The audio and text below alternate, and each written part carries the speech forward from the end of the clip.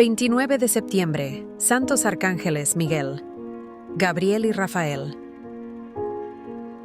Indiscutiblemente, en la literatura apócrifa que tanto abundó en Palestina y en las comunidades judías de la diáspora, antes y después de la venida de Jesucristo, el arcángel Miguel, Michael, que significa «quien como Dios», ocupa una buena parte. El punto de partida de esa literatura se encuentra en las escrituras auténticas, puesto que en los capítulos 10 y 12 del libro de Daniel, se habla del arcángel como uno de los grandes príncipes de la milicia celestial, el protector especial de Israel, y se hace alusión a los tiempos en que Miguel resurgirá como el gran príncipe que se levantará por los hijos de tu pueblo. Daniel 12:1. En el libro de Enoc, que se considera como el más importante de los apócrifos del Antiguo Testamento, se menciona a Miguel repetidas veces como el gran capitán o el primer capitán que se establecerá entre la mejor parte de la humanidad, es decir, entre la raza elegida, heredera de la promesa. Es misericordioso y habrá de explicar el misterio que rodea al temido juicio del Todopoderoso. Se dice que el propio Miguel condujo a Enoc ante la divina presencia, pero también se le asocia con los otros arcángeles, Gabriel, Rafael y Fanuel, en la expulsión de las potestades del mal de la tierra para arrojarlas en un abismo de fuego. El aspecto misericordioso del jefe de los arcángeles se pone particularmente de manifiesto en el testamento de los 12 patriarcas y en la ascensión de Isaías, año 90, público cristiano. En este último libro leemos que el gran ángel Miguel intercede siempre por la raza humana, pero en el mismo libro se le presenta como el que lleva los registros de los hechos de todos los hombres en los libros del cielo.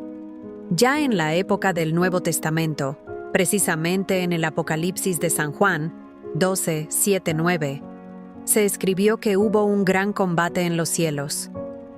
Miguel y sus ángeles lucharon contra el dragón, y el dragón y sus ángeles lidiaron contra él.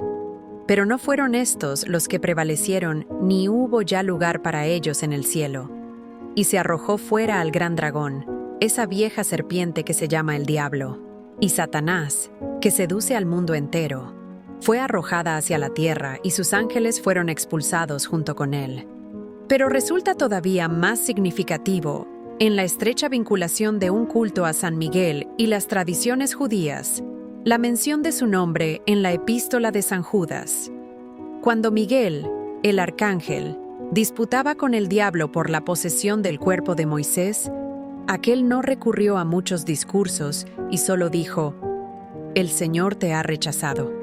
No se sabe si esta frase es una cita directa del escrito apócrifo conocido como la Asunción de Moisés, porque ya no poseemos el texto de la última parte de esa obra, pero Orígenes afirma expresamente que se trata de una cita y menciona el libro de donde fue tomada. La historia cuenta que Moisés murió, y entonces Samael, es decir, Satanás, reclamó el cuerpo para sí, en base a que Moisés era un asesino, puesto que quitó la vida a innumerables egipcios. Esta blasfemia provocó la cólera de Miguel, quien, sin embargo, se contuvo y solo dijo a Satanás: «Dios te rechaza a ti, difamador, diabole». Parece ser que la asunción de Moisés daba preeminencia a la parte desempeñada por Miguel en el entierro de Moisés, y se sabe que algunos de los padres que participaron en el concilio de Nicea, en el año 325, se refirieron a este libro. Es posible que su origen sea anterior a la venida de Cristo. En la obra El pastor de Hermas, que data de la primera parte del siglo II público cristiano, nos encontramos con una ilustración referente a la veneración que tenían por San Miguel los que sin duda eran cristianos. En la octava similitud se puede ver la alegoría de las ramas cortadas del gran sauce para ser plantadas junto al agua. Algunas de las ramas brotan y florecen vigorosamente, mientras que otras se marchitan y se secan. Un ángel de majestuoso aspecto distribuye los premios cuando se presentan a su examen aquellas ramas y emite su juicio. En la leyenda que figura al pie de la ilustración, se explica que aquel Es el glorioso arcángel Miguel, que tiene autoridad sobre las gentes y las gobierna.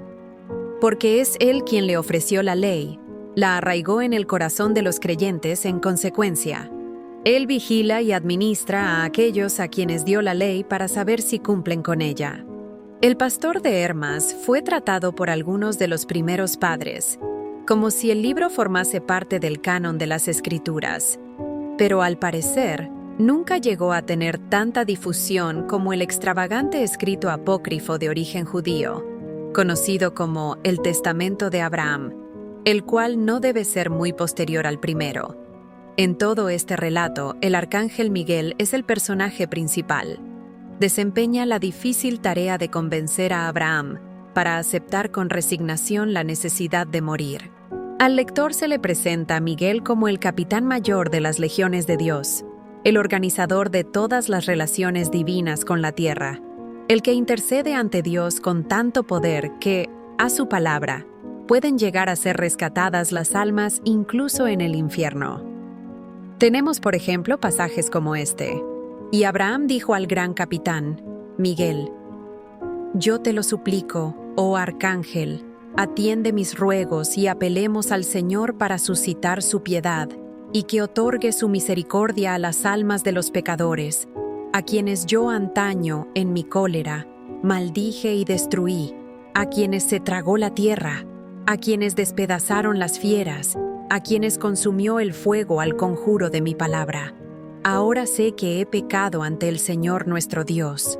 Vamos entonces, Miguel, gran capitán de las altas legiones, vamos a llamar a Dios con lágrimas en los ojos para que se digne perdonar mis pecados.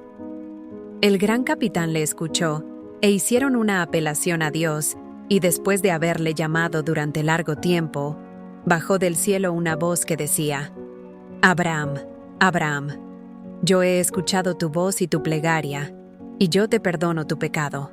Aquellos a quienes tú piensas que he destruido, los he llamado para devolverles a la vida, por obra de mi excelsa bondad, puesto que, durante algún tiempo y después de mi juicio, les pagué con la misma moneda, y aquellos a quienes destruyo cuando viven sobre la tierra, no los rescato en la muerte. Ya sea que este escrito apócrifo y otros similares se funden o no en las tradiciones judías, es indudable que fueron leídos por los primeros cristianos. Por otra parte, a ninguno de esos escritos se le puede acusar de formular, de cualquier manera, ataques contra la fe cristiana. Los elementos fantásticos predominantes que se introducen sin ningún disimulo en casi toda la literatura hagiográfica de los primeros siglos deben haber embotado el sentido crítico en la gran mayoría de los lectores. Por muy pronunciada que haya sido su inclinación piadosa, a estos elementos fantásticos se puede atribuir el hecho de que los escritos apócrifos circularan tan extensamente y de que se encuentren vestigios de ellos, incluso en una epístola canónica como la de San Judas y en varias otras de los antiguos padres griegos. La misma liturgia se ha visto afectada, aunque casi imperceptiblemente, por los apócrifos. Como ejemplo clarísimo, podemos citar las palabras del ofertorio que aún se recita en las misas por los difuntos: «Señor Jesucristo, Rey de la Gloria, libra a las almas de todos los fieles difuntos de las penas del infierno y de las profundidades del abismo.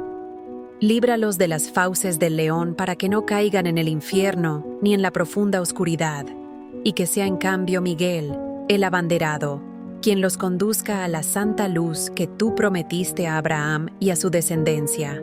En este ofertorio hay muchas reminiscencias de la literatura apócrifa a la que nos hemos referido. Tiene mucho significado la asociación de San Miguel con Abraham para todo aquel que conozca, aunque sea superficialmente, el testamento de Abraham. Estaría fuera de lugar entrar aquí en detalles, pero basta señalar que, debido a la preeminencia que se dio a San Miguel, se desarrollaron otros aspectos de su culto que ya han sido relatados en esta misma obra. El 8 de mayo, en la aparición de San Miguel, la fiesta a que nos referimos hoy, se ha celebrado con gran solemnidad a fines de septiembre, desde el siglo VI por lo menos. El martirologio romano da a entender que la dedicación de la famosa iglesia de San Miguel en el Monte Gargano dio ocasión para que se instituyera esa fiesta en el occidente. Pero en realidad, el martirologio dice que la festividad celebra la dedicación de una basílica en honor de San Miguel, a unos 10 kilómetros al norte de Roma, sobre la Vía Salaria. En el oriente, donde antaño se tenía al arcángel como protector de los enfermos, actualmente se le considera capitán de las legiones celestiales y patrón de los soldados. La veneración a San Miguel es todavía más antigua. Una fuente de aguas curativas situada en Cairotopa y otra en Colossae llevan el nombre del arcángel. Sosomeno nos dice que Constantino el Grande edificó una iglesia dedicada a él, llamada Micaelion, en Sostenion, cerca de Constantinopla, y afirma que en aquel santuario se produjeron muchas curaciones milagrosas. En la ciudad de Constantinopla propiamente dicha, había numerosas iglesias con el nombre de San Miguel, incluso una muy famosa, en el sector de los Baños de Arcadio, cuya dedicación, un 8 de noviembre, instituyó la fiesta del Arcángel para los bizantinos. Aunque solamente a San Miguel se menciona como titular de la festividad, de acuerdo con las palabras en las oraciones de la misa, se encuentran comprendidos todos los ángeles buenos y el glorioso ángel tutelar de la Iglesia. En esas oraciones, se pide que demos gracias a Dios por la gloria de que gozan los ángeles y que nos alegremos de su felicidad. Se pide también que le demos gracias por haber creado a esos seres que nos ayudan a conseguir la salvación y que nos unamos a ellos en la adoración y la alabanza a Dios, a fin de acatar su voluntad, como lo hacen aquellos espíritus celestiales. Por último, se nos invita a honrar a los ángeles y a implorar su intercesión y su ayuda.